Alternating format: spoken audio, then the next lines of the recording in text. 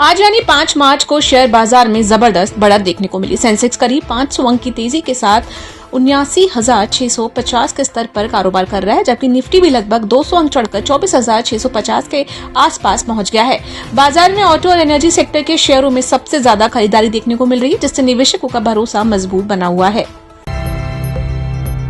वैश्विक बाजार में कच्चे तेल की कीमतों में लगातार बढ़ोतरी हो रही है। ब्रेंट क्रूड करीब 1% चढ़कर $83 प्रति बैरल पर पहुंच गया है। पिछले 4 दिनों में ही इसकी कीमतों में लगभग 15% का उछाल आया है।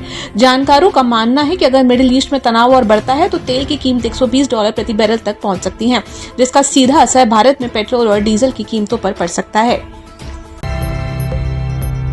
मिडिल ईस्ट में चल रहे युद्ध का असर भारत की गैस सप्लाई पर भी पड़ सकता है। ईरान के ड्रोन हमले के बाद भारत को गैस सप्लाई करने वाला बड़ा देश कतर अपने एलएनजी प्लांट का उत्पादन रोक चुका है। इससे भारत आने वाली गैस की सप्लाई में करीब 40% तक की कटौती हो गई है। ऐसे में सिटी गैस कंपनियों ने चेतावनी दी है कि अगर हालात जल्द नहीं सुधरे तो सीएनजी और पाइप गैस यानी पीएनजी की कीमतों में बढ़ोतरी हो सकती है।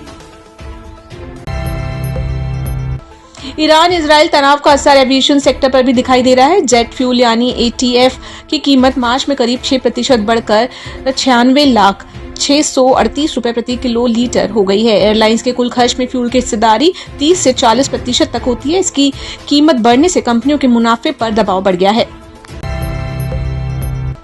पश्चिम एशिया में बढ़ते तनाव के कारण सुरक्षित निवेश की मांग भी बढ़ गई है। इसका असर कीमती धातुओं की कीमतों पर साफ दिखाई दे रहा है। चांदी की कीमत करीब 4,560 रुपए बढ़कर 2,70,000 रुपए प्रति किलो तक पहुंच गई है। वहीं सोना 830 रुपए महंगा होकर 1,62,000 रुपए प्रति 10 ग्राम के स्तर पर पहुंच गया है।